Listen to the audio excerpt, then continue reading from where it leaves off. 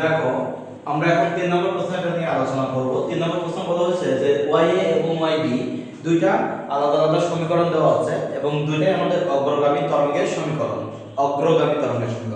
তাহলে এখানে বলা আছে যে A sin 0.1 sin এত পাই t মাইনাস এত x। এই সমীকরণ থেকে আমরা যেটা পাই, এই যে দুই সমীকরণটার মধ্যে বলছে যে এই দুইটা সমীকরণ যদি একত্রে কম্পিত করা হয় তাহলে কোনো বিট শোনা যাবে কিনা। তাহলে বিট মানে কি, এখান থেকে আমরা কম্পাঙ্ক বের করতে হবে, এখান থেকে আমাদের কম্পাঙ্ক বের করতে হবে। দুই কম্পাঙ্ক পার্থক্য যদি হয় তাহলে সেক্ষেত্রে বিট পাওয়া যাবে। তাহলে সেই ক্ষেত্রে আমরা একটু দেখি যে আদৌ FA এবং FB দুইটা কতটুকু পার্থক্য আছে। এখন দেখো এইখান থেকে যদি আমরা বলি যে A sin এখানে ওমেগা টি মাইনাস kx আমরা বলি ওমেগা টি মাইনাস kx, এই যে এটা হচ্ছে ওমেগা টি মাইনাস kx। তাহলে এখন আমরা বলতে পারি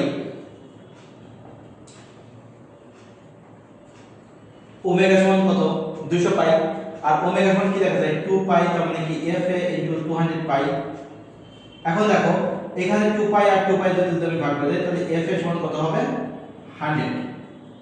তাহলে f এর মান পেয়ে গেল 100 হার্টজ। এখন যদি বলা হয় এটার ক্ষেত্রে কি পাওয়া যাবে, ওমেগা b সমান দেখা যাবে 200 আর পাই, বা এখান থেকে আমরা বলতে পারি 2 পাই fb ইকুয়াল টু 208 পাই। তাহলে fb সমান দেখা যায় এটাকে 2 দিয়ে ভাগ করলে 104 হার্টজ। সুতরাং আমরা এখন লিখব যে বিট মানে বিট সংখ্যা কত হবে fb মাইনাস fa, তার মানে 104 মাইনাস 100 সমান কয়টি 60টি। তাহলে এটা হলো মূলত আমাদের বিটের সমীকরণ, বিটের সংখ্যা। তার মানে দুটাকে আমি যদি একত্রে আমলিত করি তাহলে কয়টা বিট শোনা যাবে 60টা বিট শোনা যাবে।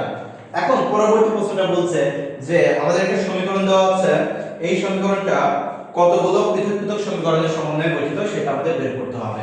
তো দেখো এটা ছিল মূলত আমাদের ঘ নাম্বার প্রশ্ন 3-এর ঘ নাম্বার প্রশ্নটা এটা ছিল। আর গ নাম্বার প্রশ্নটা এখন আমরা বলবো। গ নাম্বার প্রশ্নটা একটা সমীকরণ দেওয়া আছে, এটা একটু দেখে নাও তোমরা।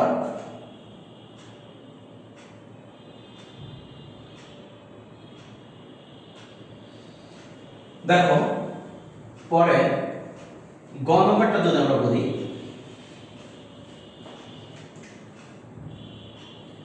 y ইকুয়াল টু একটা সমীকরণ দেওয়া আছে। y ইকুয়াল টু সমীকরণ কি দেওয়া আছে 4 cos square half t sin 1000t, এরকম আমাদের একটা সমীকরণ দেওয়া আছে।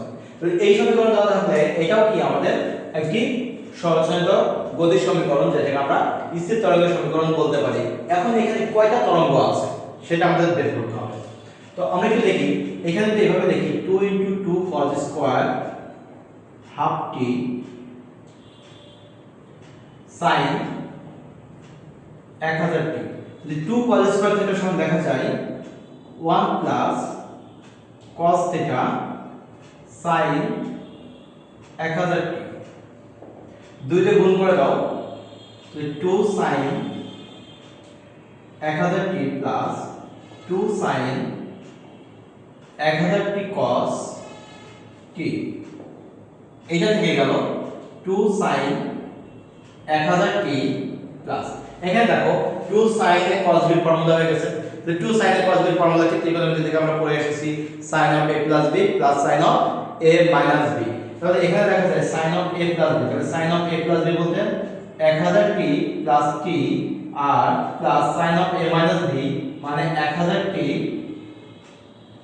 minus t। তাহলে ফাইনালি আমি পাচ্ছি 2 sin 1000t plus sin 1001t plus sin 999t। তার মানে কি এখানে তিনটা সমীকরণের সমন্বয়ে আমাদের এই সমীকরণটা গঠিত হয়েছে, যার প্রথম সমীকরণের বিস্তার 2, পরের সমীকরণের বিস্তার 1, তারপরের সমীকরণের বিস্তারও 1।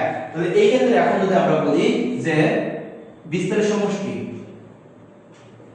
বিস্তারের সমষ্টি 2 plus 1 plus 1 that means 4, এটা হলো আমাদের বিস্তারের সমষ্টি। আশা করি সমীকরণটা বোঝা গেছে এবং অঙ্কটাও বুঝতে পেরেছো। আমরা একটু তুলনা বিষয়